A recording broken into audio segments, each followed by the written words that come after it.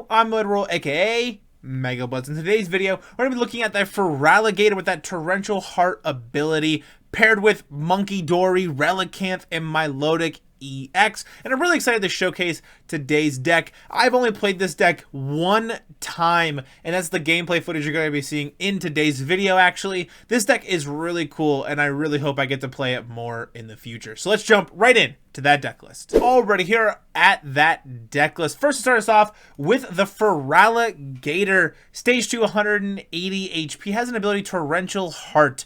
Once during your turn, you may put 5 damage counters on this Pokemon. If you do, during this turn, attacks used by this Pokemon do 120 more damage to your opponent's active Pokemon.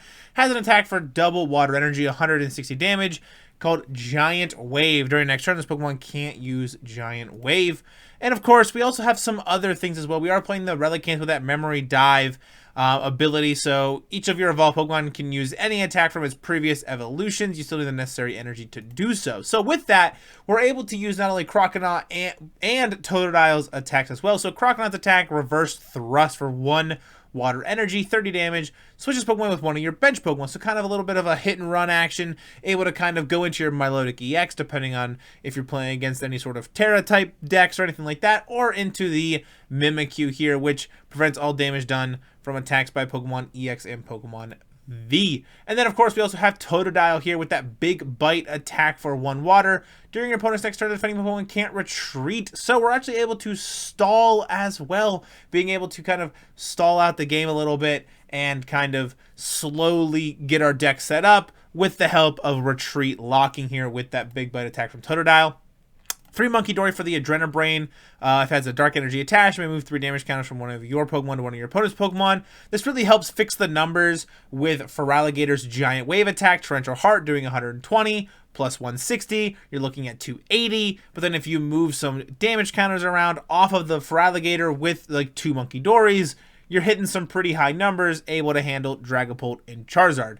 2 Feebas, 2 Milotic EX, with that ability, Sparkling Scales prevent all damage from ineffective attacks to your opponent's your opponent's Terra Pokemon done to this Pokemon. Hypno Splash, 160 damage for 3 energy. Your opponent's active Pokemon is now asleep. And then, like I said, the Relicanth, we have the 1 Budew for that item lock. And then for the trainers, we got 4 Arven, 4 Iono, 2 Lana's 8, 2 Research, 1 Crispin. Items, 4 Pokégear, 3 Catcher, 1 Ultra Ball, 1 Earthen Vessel, 1 Buddy-Buddy Poffin, 1 Night Stretcher. Our A-Spec of choice being that Precious Trolley, being able to get just any number of basic Pokemon and put them onto your bench. This is very helpful, being able to get the Relicanth and being able to get the Munkidori out onto the field because Buddy-Buddy Poffin can't really do so. So we're really reliant on that Precious Trolley. But also we are playing 2 copies of Artisan as well. So we have 2 Luxurious Cape, 2 Dealing Machine Evolution, 1 Rescue Board, 2 Artisan, 4 Water, 3 Dark Energy, and then 2 Luminous Energy. So now let's jump right in to that gameplay. Already here at that Feraligatr gameplay here with 2 Feebas to start. Unfortunately not great, but we do have that Precious Trolley, which does help out quite a bit. So not too bad of a start here. We're going to have to start a Feebas in the active spot. But depending on what we're playing against, that could be okay. So we see a Budew here for our opponent. Could be anything. Could be Gardevoir. Could be Charizard Dragapult. Could be Dragapult Dusknoir. We don't really know. But we're going to go Precious Trolley. We're going to get Relicanth, Dory, 2 Totodile, and that Mimikyu. And then we're going to go Earthen Vessel, pitch one out our Feebas to get a Water and a Dark Energy. I'm going to attach the Water Energy to the Feebas here. And I'm kind of looking, I'm like, do I want to retreat out of this? Do I want to save it? And I just ultimately end up waiting. I kind of figured if they're playing Budew, chances are they're probably playing a deck that cannot take a knockout on the first turn. So I wasn't too worried about it right now. So we're going to go Buddy-Buddy Poffin for our opponent here. You're going to get 2 Dreepy, another Buddy-Buddy Poffin for a Dreepy and a Duskull. So looking like Dragapult, Dusknoir for our opponent here, which is not great for us actually. It's quite a difficult matchup from what I've heard into this. But we're going to have to see what we can cook up here. I think the kind of route to go is going to be into your Milotic EX. Unfortunately, we did trolley into a lot of stuff, which definitely does hurt a little bit. Having all these things just on the bench. And our opponent is playing Dusknoir, so they are kind of able to get around the Milotic EX a little bit with that. So we're going to have to see Itchy Pollen for our opponent here, 10 damage. We are now item locked, unfortunately. But not too big of a deal. We should be okay. We're going to go attach the rescue board to the Feebas. We're going to play the Iono, get some disruption going, try to get us into a nice couple more cards here as well. And unfortunately, I put the rescue board on the Feebas and not Evolution. I didn't really think I'd be able to get into that, unfortunately. But Flail for 10, it does the amount of damage counters attached to your Feebas. So if you have a Hero's Cape on Feebas, it does a lot of damage. But other than that, it kind of stinks. So our opponent here going to get a Dusclops evolved here, get another Duskull on the bench, get a Dracloak, Recon Directive, attach a Fire Energy, Jacques, find 2 more Dracloaks, evolve both of their Dreepies into Dracloaks, have 2 more Recon Directives ready to go. Look at the top card, and then you put the other one to the bottom of your deck. So pretty solid for our opponent here. We're just going to have to see kind of what's going on.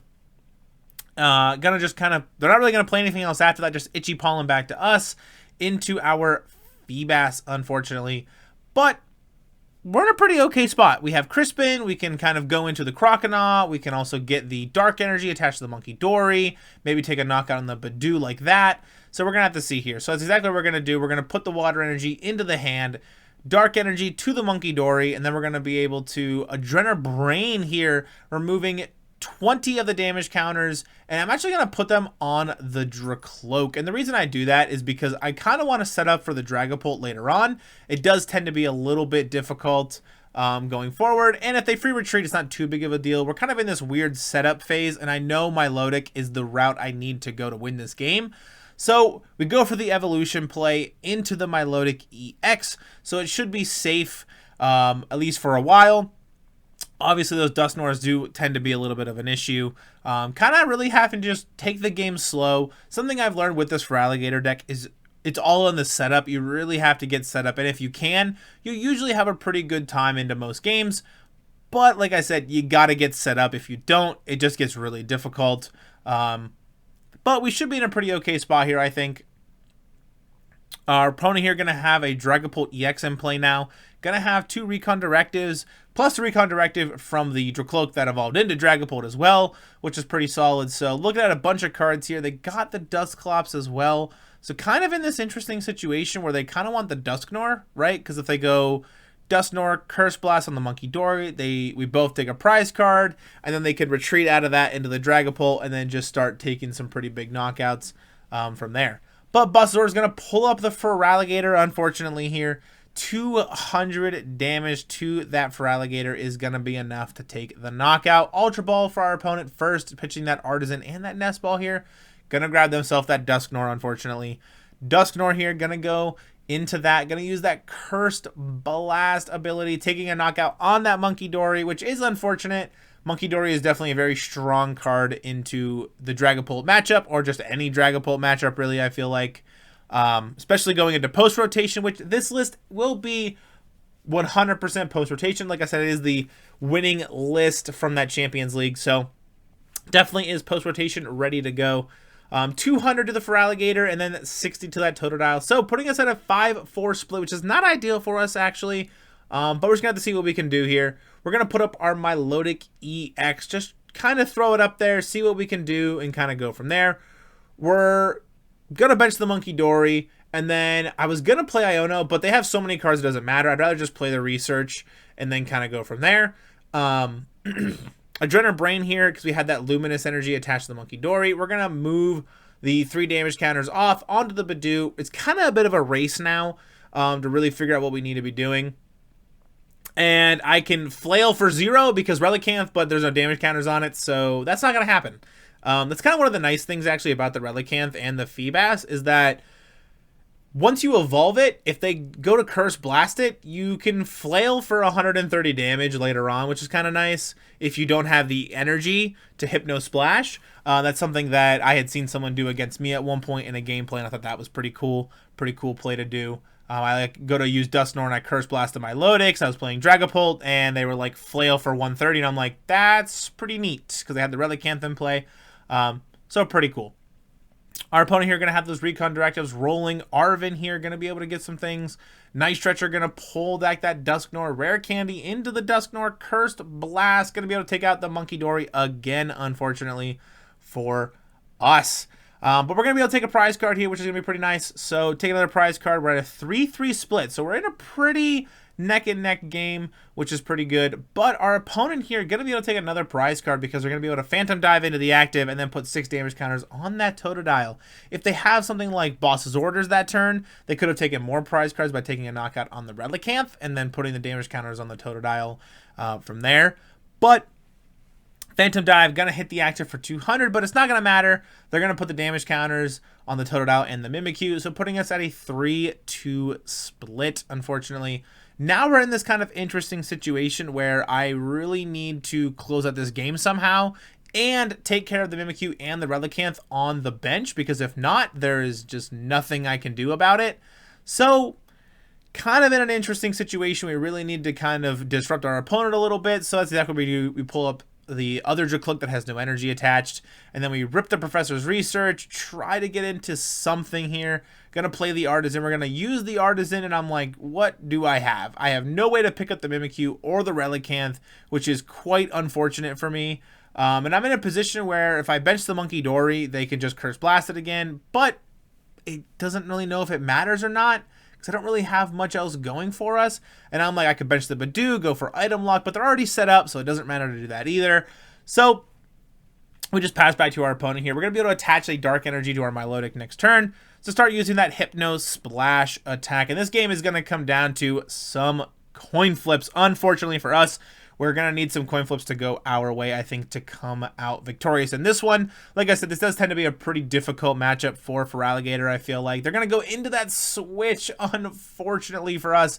So Dragapult going to be able to punch that active, not do any damage, but put some more damage counters on our bench Pokemon. So going to take another knockout probably on our Mimikyu and then put some on that Relicanth. We're in a position where we're going to need to find that luxurious cape as well, so we can kind of save our Relicanth and just hope that it doesn't get knocked out by anything. And then just hope that they don't keep putting 6 damage counters over and over again like that. So that's exactly what they're going to do. Take the knockout on the Mimikyu, and it is a race now, unfortunately, for us. So we are in a position where I go, okay, attach the Dark Energy, play the Iono, just disrupt our opponent. We don't really need anything else crazy in our hand. We got the Luxurious Cape on the Relicanth, so it has 200 hit points now. So gonna take a little while for it to get there. We just need them to not have boss for game, essentially. But they're gonna hit tails on that coin flip with that Hypno Splash, so that Dragapult is still gonna be asleep, which is exactly what we need. So in a pretty solid spot. The nice part is too is we're in a situation where our opponent really has to dig to get back out of our Iono. We Iono them to 1, but the Recon Directive does help a lot for that. Being able to just see that many cards in a turn is pretty strong. They're going to play Arven here, going to be able to get themselves an item and a tool card. I don't think we've seen an A-Spec, and if we haven't, chances are they're probably playing Sparkling Crystal, or they just prized an A-Spec. That could also be an option as well. And if that's the case, they're probably maybe eyeing up a second Dragapult. So if I do take a knockout on this Dragapult, they will have another one ready to go. So we see Earthen Vessel and Defiance banned here, actually, for our opponent. Earthen Vessel going to be able to maybe get that fire energy that they're missing for that Dracloak on the bench. They're going to get fire and psychic energy here. Attach the psychic energy to the other Dracloak, saying, I don't really need to race right now. I'm in a pretty solid spot. They're going to hit heads, unfortunately, so that Dragapult is now awake, which is not what we wanted. We're going to attach the energy to the Relicanth, because if they try to stall out or something, I at least have an out to be able to retreat out of it. So Hypno Splash again for 160. Going to take the knockout on that Dragapult, though, and that experience share is going to move that fire energy to that Dracloak. But as long as they don't have boss for game, we should be good to go. Or Prime Catcher. Like I said, I don't think we've seen an A-Spec this game quite yet, so we're really hoping that we don't have to worry about that.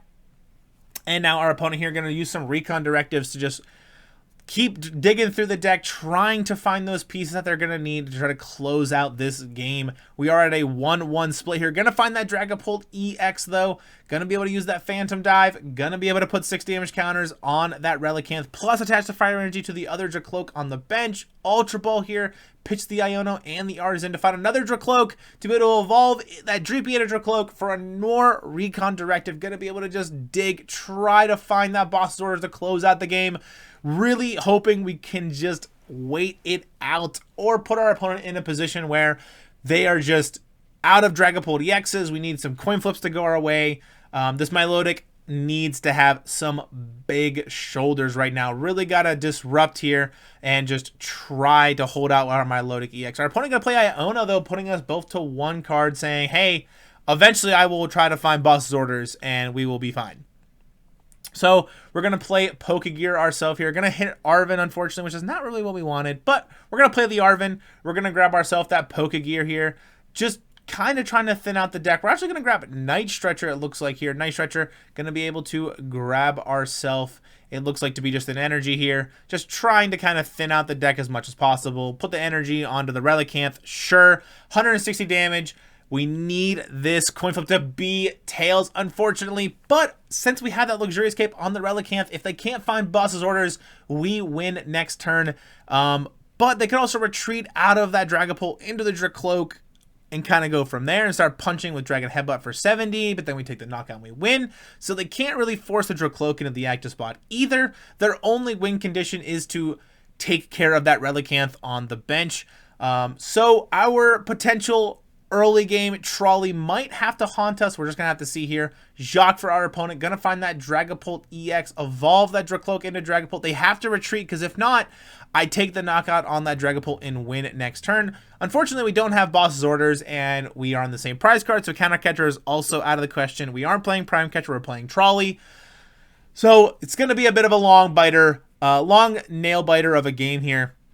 To close this out, going to be looking at a Phantom Dive for our opponent. 6 more damage counters on to that Relicanth. Going to have 70 HP left. And I'm like, all right, we're going to go Arven here. We're just going to grab some cards to thin the deck out a little bit. Hypno Splash, 160 damage, putting it to 180. And they hit tails on that coin flip.